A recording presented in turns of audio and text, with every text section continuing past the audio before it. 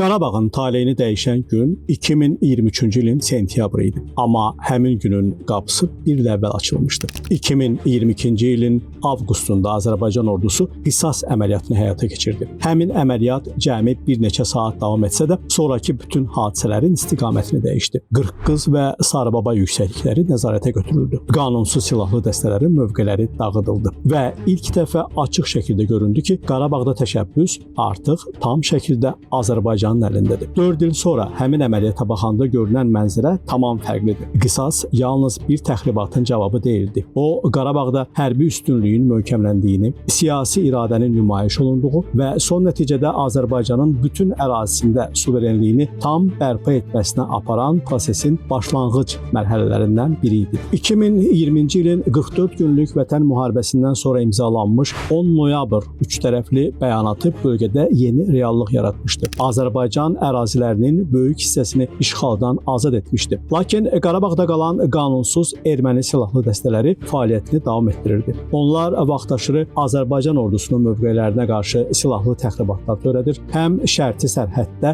həm də həmin dövrdə Rusiya sülhməramlı kontingentinin müvəqqəti yerləşdiyi ərazilərdə gərginliyi artırırdılar. Rəsmi Bakı isə ardıcıl şəkildə bildirirdi ki, qanunsuz silahlı birləşmələrin bölgədə qalması uzunmüddətli sülh üçün əsas təhlükə mənbələrindən biridir. 2022-ci il avqustun 3-də vəziyyət yeni mərhələyə keçdi. Erməni silahlı dəstələrinin həyata keçirdiyi terror təxribat nəticəsində Azərbaycan ordusunun hərbi qulluqçusu Anar Kazımov şəhid oldu. Eyni zamanda qarşı tərəf Kəlbəcər və Laçın istiqamətində yerləşən strateji Qırqqız yüksəkliyində möhkəmlənməyə cəhd göstərdi. Bu yüksəkliklər sadəcə coğrafi nöqtələr deyildi. Dağlıq ərazidə hakim mövqelərə nəzarət edən tərəf müşahidə, atəş və manevr üstünlüyü əldə edir. Həmin yüksəkliklərə sahib olmaq bütöv istiqamətdə hərbi vəziyyəti dəyişmək demək idi. Azərbaycan ordusu cavabı dərhal verdi. Qisas əməliyyatı başladı. Əməliyyatın gedişində Qırqqız yüksəkliyi, Sarıbaba yüksəkliyi və Qarabağ silsiləsində yerləşən bir sıra digər hakim mövqelər nəzarətə götürüldü. Yeni müdafiə mövqeləri yaradıldı. Təminat yolları çəkildi. Mühəndis istehkam işləri aparıldı. Bu addımlar Azərbaycan ordusunun bölgədəki əməliyyat imkanlarını əhəmiyyətli dərəcədə genişləndirdi. Əməliyyat təkcə yüksəkliklərin ələ keçirilməsi ilə məhdudlaşmadı. Qanunsuz erməni silahlı birləşmələrinin bir neçə döyüş mövqeyi məhv edildi. Ağdərə istiqamətində yerləşən hərbi obyektlərə yüksək dəqiqlikli zərbələr endirildi. Canlı qüvvə, D-30 haubitsaları, hərbi nəqliyyat vasitələri və sursat anbarları sıradan çıxarıldı. Nəticədə həmin silahlı qrupların həm döyüş qabiliyyəti, həm də yeni təxribatlar törətmək imkanları ciddi şəkildə zəiflədi. Qisas əməliyyatının ən mühüm nəticələrindən biri psixoloji üstünlüyün möhkəmlənməsi idi. 2020-ci ildən sonra Qarabağda müəyyən status quo-nun qorunacağına dair müxtəlif gözləntilər mövcud idi. Bu əməliyyat göstərdi ki, Azərbaycan ordusu istənilən təxribat cəhdinə qısa müddətdə və yüksək dəqiqliklə cavab vermək imkanına malikdir. Bu, yalnız qarşı tərəfə deyil, regiondakı bütün aktorlara ünvanlanmış mesaj idi. Prezident İlham Əliyev çıxışlarında şəhid Anar Kazımovun qanının yerdə qalmadığını bildirərək qisas əməliyyatını cəza tədbiri kimi qiymətləndirmiş və oxşar təxribatların təkrarlanacağı təqdirdə daha sərt cavab veriləcəyini bəyan etmişdi. Ermənistana göstərildi ki, onların istənilən təxribatına layiqli cavab veriləcəkdir.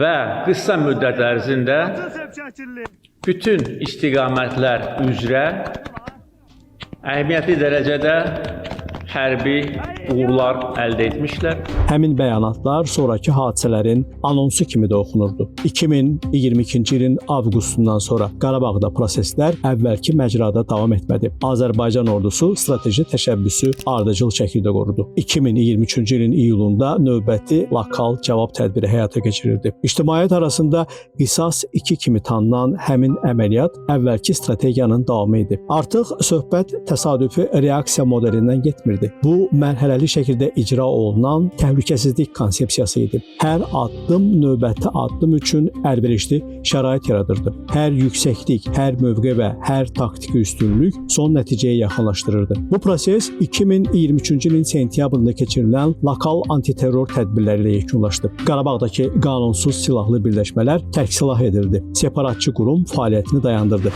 Azərbaycan bütün ərazisində konstitusiya quruluşunu tam bərpa etdi. Bu nəticəyə yalnız sentyabr əməliyyatı ilə gəlmək mümkün deyildi. Sentyabr əməliyyatı əvvəlki mərhələlər üzərində qurulmuşdu. Məhz buna görə qisas əməliyyatı həmin zəncirin ən vacib həlqələrindən biri hesab olunur. Tarixdə bəzi hadisələr var ki, onların əhəmiyyəti yalnız sonrakı nəticələr fonunda tam görünür. Qisas da belə hadisələrdən biridir. Həmin gün Azərbaycan ordusu təkcə strateji yüksəklikləri nəzarətə götürmədi. Həm də göstərdi ki, Qarabağ məsələsi artıq mərhələli şəkildə yekun həllə doğru aparılır. Bugün 4 il sonra geriyə baxanda aydın görünür ki, 2022-ci ilin avqustunda keçirilən əməliyyat Azərbaycanın təhlükəsizlik strategiyasının ardıcıl icrasını, hərbi üstünlüyünün möhkəmləndirilməsini və son nəticədə suverenliyinin tam təmin olunmasını sürətləndirən əsas dönüş nöqtələrindən biri idi. Qisas əməliyyatının adı təsadüfi seçilməmişdi. O gün verilən cavab yalnız şəhid Anar Kazımovun qanına verilən cavab deyildi.